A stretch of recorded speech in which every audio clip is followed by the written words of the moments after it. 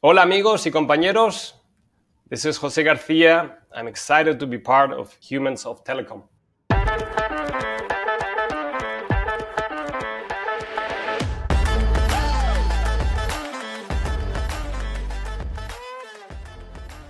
Hey everyone, a very warm welcome to Humans of Telecom, the Unplugged podcast.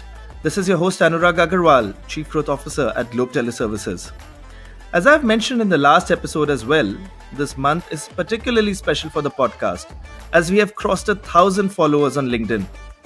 As always, to all the listeners and supporters here, just want to convey my immense gratitude for all the love and support.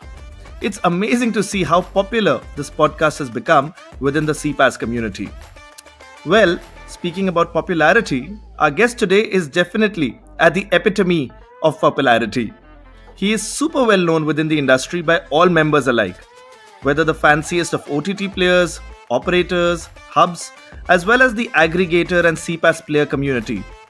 Through his mettle and determination, he's turned the business around for one too many organizations across the globe. And today, we hope that his Midas touch has a rub-off effect on our podcast as well. So please join me in welcoming José García, CEO at GTC, Global Telco Consult. José, welcome to the show. Thank you so much for agreeing to be a part of this journey. We'd love to hear more about you. Which part of the world do you belong to? And from where are you joining this podcast today? Hello Anurag. First of all, thank you very much for the kind introduction. Not sure if I deserve it, but I still take it. So, José García, my name. I was born and partly raised in Spain, and I grew up in Germany. And currently, I'm connected from Germany. I'm in Munich, southern Germany, close to the Alps. And, having grown up in the Spanish environment and then coming to the German one, and we definitely know, there is so much of a cultural difference. I remember in my time in Spain, we'd constantly be saying that, oh, Spanish always say mañana. And they're like, okay, we'll get to it in some time. Yeah. And then you have the German precision engineering, which comes into play when you are in Deutschland. But getting further on from this to the telecom space, you've been around for a while now. So let's hear a bit more about your personal and professional journey. So how did you get into the world of telecoms? How has the entire journey been for you? Okay, so I'm probably one of the ones that stumbled into it somehow. I studied business administration in Frankfurt. Let me start like that. And I think it was the week where I finished my studies. And I thought, okay, what do I do now? So I had the wonderful idea of just going to the student job center. It was on the campus. And the student job center had like a kind of blackboard, with many job advertisements. And I started reading. And then I saw one job advertisement where I didn't understand a word. Full of acronyms, everything in English. My English was very poor back then. And acronyms like lease lines, network cost, cost of sales, voice minutes. I said, what the hell? That sound. On top, there was a company name I never heard of. The company name was WorldCom. And I thought, that sounds like a challenge. I will go for it. So I went for it. I went to the interview and had my thesis under my arm. My thesis was like a book, 200 pages. And my thesis was related to telecoms controlling, something that was very new back then. And, I had an interview in a dark room with interesting characters. They liked particularly my thesis, I remember, and they wanted to hire me right away. And that's how it started. Wonderful.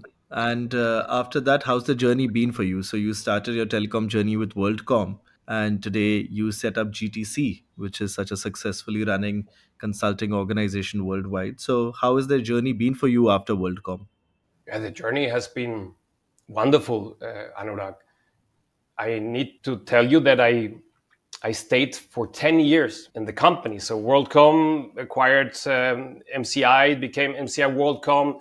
We had Chapter 11. We were acquired by Verizon. I stayed in a very dynamic environment, let me call it like that, for 10 years. And I think those 10 years really shaped me professionally. It was a very specific culture I lived. It was a very dynamic environment with up and downs.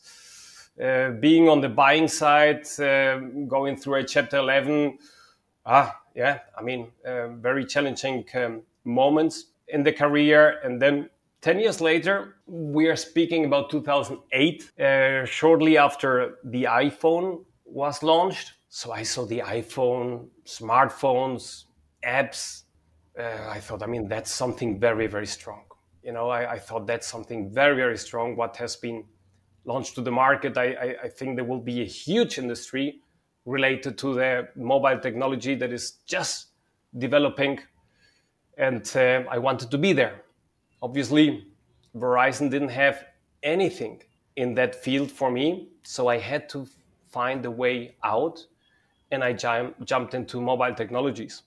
Back then, I was working in Spain, Madrid. And shortly after, I got a job in Germany, Munich. And I relocated to Munich. And that's where I started working for a company called Tyntec, a pure SMS aggregator. And this is where I got into hardcore messaging, as I call it.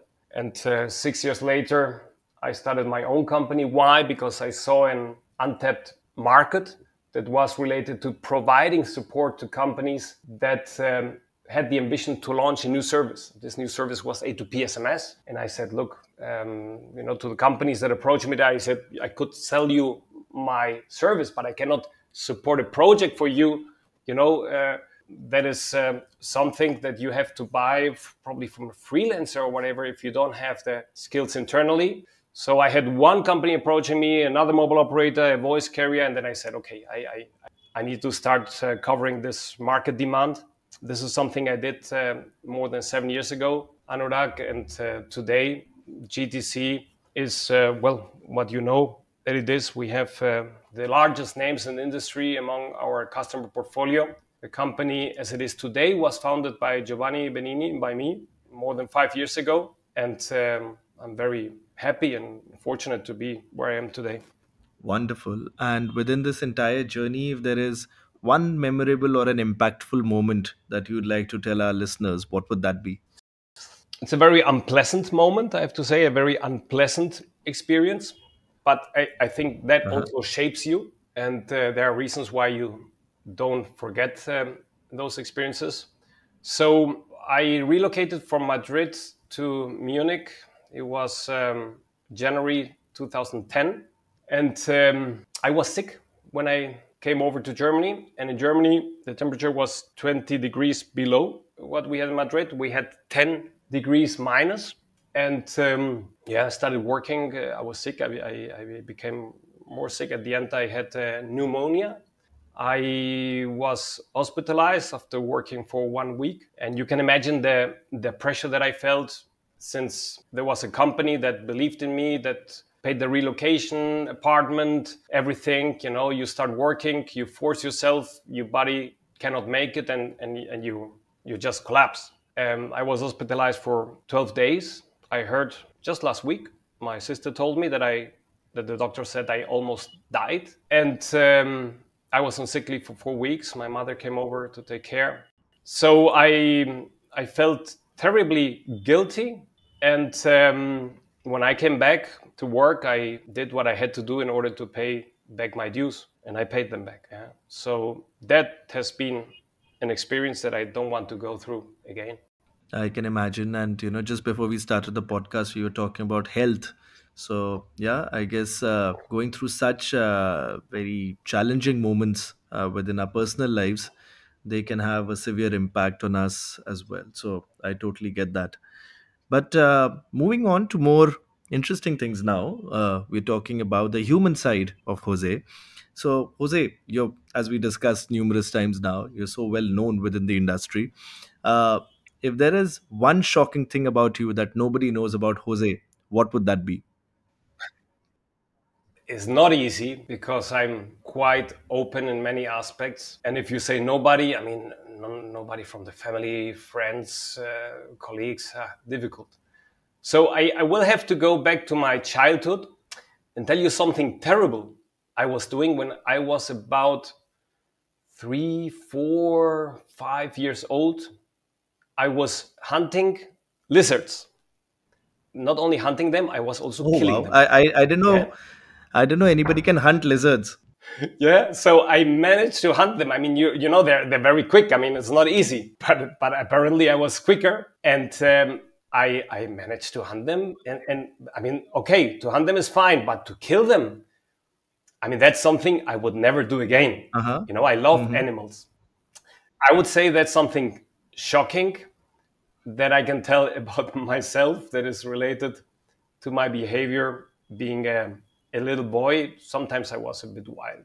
All right, so that's hunting lizards. Yeah, hunting lizards, my friend. Yeah, now you have a slogan here. José García, the lizard hunter. Exactly. Let's see. I'm sure that, when you bump into many people in the conferences now, Yeah. some of the listeners might just, term Yeah, you as the lizard hunter. Then you know for sure that they are the ones who've heard the podcast. will be a new nickname. Yep. Absolutely. And beyond these lizard hunting interests that you've had in your childhood, today, what does passion and recharging yourself mean for Jose? What do you do to recharge yourself? I love music. Uh-huh. Um, Also attend concerts. I've been, when was it? 2 weeks ago, I went with Giovanni to an open air hard rock concert, Mötley Crüe and Def Leppard. So I like very much hard rock and metal, especially from the 80s, I have to say, but I like all kinds of music at the same time. So music is a passion, definitely. I also like to be out in the nature, especially living here in Munich. I mean, it's just stunning what you have in terms of landscapes, all the lakes, the mountains. You have many opportunities to enjoy the nature, and I do it. And I love to be with friends and family too. Yeah, with my beloved ones and enjoy the moments. Wonderful. And I think all these passions put together allow us to look forward to things outside of work and, help us strike that right balance. So I can totally resonate with that. No. All right. Moving ahead, we now play a couple of games, and there's some very interesting, fun ones. The first one is that I'm gonna put up 5 words to you, and as I tell all my guests, that be honest, be spontaneous, be human. So say the first thing that comes to your mind, and we'd love to have a conversation about each of them. So, are you ready for that? I'm ready. Awesome. So the first one, something which is very common within our industry, CPaaS. Outsourced complexity. Okay, that's interesting. So are you saying that enterprises are outsourcing their complexity of customer communication to us CPaaS players? Definitely. There's a huge difference between setting up a complex environment and managing it, or just integrating the service into an application through an API and then relying on the infrastructure that is run by a CPaaS player. There's a huge difference. Absolutely. I agree. And I think that's what's allowing this industry to thankfully thrive so much. Yeah. Okay, the next one is motivation. Something that ideally you have intrinsically, and where you don't depend on external factors like rewards. All right. The next one is family. Love, joy, passion, safety net in your life. That's what I relate to family. And definitely your daughter. I mean, I've been seeing so many pictures of yours which you post with your daughter, and I must say she's an absolutely adoring and charming princess. So I'm sure that that's a very integral part of your entire ecosystem. My friend, I have to correct you. I don't have a daughter. So you're mixing me Okay. up. What else? Not that I know. But I hope there are no surprises. I don't want to have surprises, you know. Okay, then that's interesting because I have seen your pictures with a baby girl. Now, unless that's a Ah, baby boy. that's my niece. That's my niece. Ah, Now okay. I get it. All right, all right. Yeah, yeah. Now we understand each other. That's my niece, one of my Okay. nieces, the youngest one. Uh-huh. Carmen is her name, Mm-hmm. and she's 7 years now. She lives in Dubai. Yeah, Ah, okay. Interesting. Okay, that was a fun conversation. yeah, that's definitely. I mean, I was shocked for a moment. Yeah, seeing my daughter. Oh my god, isn't this something I'm not aware of? Oh And my which god, Anurag knows sitting back there in India. exactly. So I have a son. He's 19 years old. I don't know. Oh, wow. Yeah, Okay, you yeah. definitely don't look old enough to be the father of a 19-year-old. And what is he Thank you. doing? He's studying fashion design. Oh, wow. A totally different trajectory from what his father is doing, huh? Completely That's different. interesting. Yeah. Amazing. That's amazing. So, with that, I come to a word which is similar to what we're just talking about, career. Career. Well, I relate it to fun, joy, Uh-huh. Right. and ultimately also to freedom, which is what I have achieved for myself. You Absolutely. know? That's the biggest privilege that one can have out of their own career. Yeah. And the last one where we are today, podcast. Well, my friend, I relate the podcast mainly to you. Okay. I discovered recently another podcast that is interesting for me. This is, do you know the famous chef Jose Andres, who lives in the US? No, I'm not. Food is not Okay. something which is my calling, so I wouldn't know. But all right, let's All hear right. more about that. Okay. So he has a podcast that I think is very entertaining. He's interviewing famous people when it comes to their food habits and food experience they have. So that's a podcast that I discovered as almost as entertaining as yours, but it doesn't reach the level. Awesome. That's interesting. I think we will check it out as well when we can. And the next game is also very interesting, and I have always pretty much sucked at it. So I ask you to tell me three statements. Two have to be truths, and one has to be a lie. And I have to guess which Mhm. one is the lie.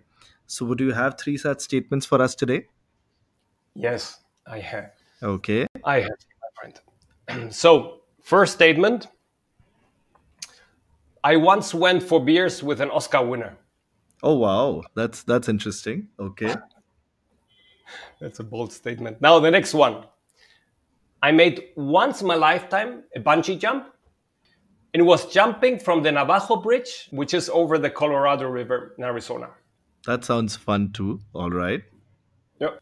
Third statement: I was born on the 24th of December. My father's name is Joseph. My mother's name is Maria. Okay, that's a three interesting set of statements. I'm gonna go with the fact that you've definitely had the time to share a table with an Oscar winner. You would have definitely bungee jumped once in your life. I somehow feel that your birthday is on 24th of December, but I'm not too sure. I have a strong feeling that that's the one where there is something which is incorrect or a lie. So it's the third one. So am I right? No, my friend, you're not right. I was born on the 24th of December. My father's name is Joseph. My mother, yeah. Wonderful. That's awesome. So then, Yeah. uh, which one is a lie? Let's hear it from you. Yeah. So the bungee jump, I never did it. Ah, I, okay. I yeah, I made it a bit more interesting, mentioning a concrete bridge and a location. I know that made it really very believable. Exactly, exactly. But that never happened. I guess it will never happen. I guess. I don't know. Just don't know. But it's And a yes, fantastic experience. I have done something like this in South Africa near Cape Town. There is the Blokrans Bridge, which they say yeah. is one of the world's highest bungee jumping point from a bridge. So it's a fantastic experience, and I would really urge you that, given that you sort of put this out there into destiny now, let's hope at some time in your life you do experience this as well. Yes, yeah, I wouldn't mind. I wouldn't mind, to be honest. Yeah, but I didn't have the opportunity, or I didn't look for it, so that's something you need to organize probably. Yeah, let's see. Absolutely. And then let's hear a bit more about the Oscar winner. What was that about? Well, the Oscar winner is Trent Reznor. He is also the head of the rock band Nine Inch Nails. And he's a composer of many, many soundtracks. I mean, I don't know, Natural Born Killer, Seven, Before the Flood, Girl with a Dragon Tattoo, so many. And he got the Oscar for the Social Network, for the soundtrack of Social Network. The movie on Facebook. Correct, yeah. Okay. And my sister married into his family. So my niece is the cousin of him. And yes, he invited us to one of his concerts. And then we went with the band after the concert for beers. So yeah, I've seen him twice on concert. And the first time we had the chance to go for beers. It was a very nice experience, especially because I liked Nine Inch Nails in the early days. I loved them, and was quite impressive. And his career has been absolutely outstanding in Hollywood. Yeah, I think he lives in Beverly Hills today. Yeah, that's the story. All right. Good. As always, I continue my losing streak since a while, and that was an interesting conversation. And since we were talking about music, shifting gears a bit into books or movies. So, do you get the time to read a book or watch some movies? And are there any which are your favorites that you relate to more? My friend, I have to admit that I don't read many books.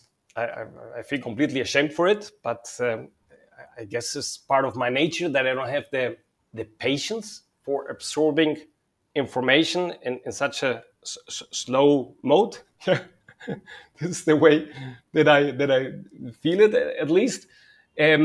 I like movies. Today I don't watch movies anymore. I don't watch TV, but I like the director Stanley Kubrick, and I love the movie The Shining with Jack Nicholson. Right, right. I also love the movie Eyes Wide Shut. I also like movies from Roman Polanski, Rosemary's Baby, The Pianist, and I'm probably one of the huge community in the world that also likes Scarface from Brian De Palma with Al Pacino. Right. By the way, it's also the favorite movie of my son, funny enough. Awesome. That's an interesting collection and very interesting personalities from the film fraternity that you mentioned about. Awesome. That's nice. All right, Jose. So that's been a fun conversation so far, and sadly, as I tell all my guests, that good things have to come to an end at times. So we are in the final section, which is the sign-off section, and there are two questions here. Firstly, as we all know, that you're omnipresent within this industry. You're almost found everywhere. So, which are some of the conferences where one can catch hold of Jose Garcia and hear about the Lizard Hunter? Look, I just returned from Messaging World in London. So now we have the summer break. In September, it's early September, if I'm not mistaken, I should be attending Batik in Bali.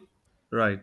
And then should be the WAS conference in Croatia in October. Right. I haven't planned anything further. So, yeah, that's it for the moment in terms of conferences. Wonderful, Jose. So I see many conferences are up on the cards, and I hope that at some point of time that you and I also get to catch up with each other. And on that note, we come to our final question, which is the signature question. What does being human mean to you? What sort of a human being would you want the world to remember you as? So, for me, being human is not trying to be perfect. I would say being open and accepting, making mistakes. Yeah, that defines being human.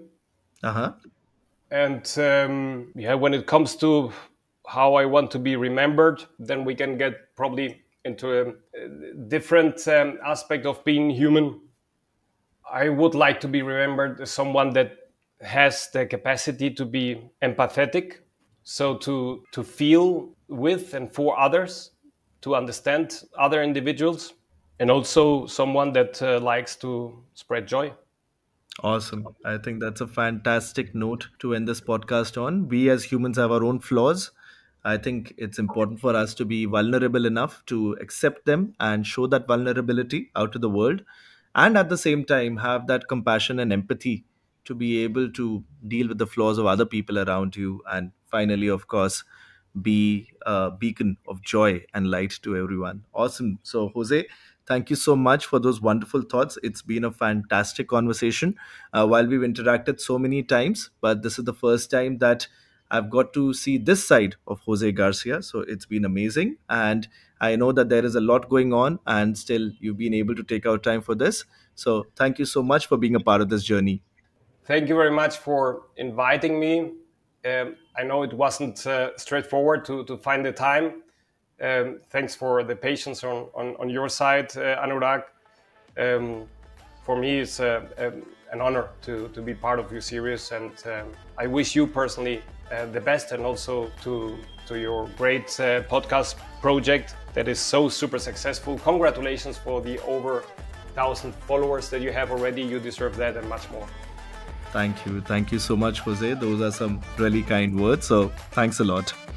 And as always, to all our wonderful listeners here, thanks a lot once again for tuning into the show. I really hope that through this episode, you got a good glimpse of the human side of Jose Garcia, our very own Spanish amigo who's living a German life now. Somebody who now I will always refer to as the mighty lizard hunter. Somebody who has had a near-death experience and is living to tell the tale, and has now embarked successfully on his entrepreneurial career and is living a life with complete freedom and living it to the fullest. Ladies and gentlemen, that for you is Jose Garcia. So, if you like this episode, do stay tuned in. As always, we shall soon be releasing yet another episode and another compelling story from the telecom space. And if you like what you hear, do follow the podcast on your preferred streaming channel. On behalf of Humans of Telecom, this is your host Anurag Aggarwal signing off for now. Take care.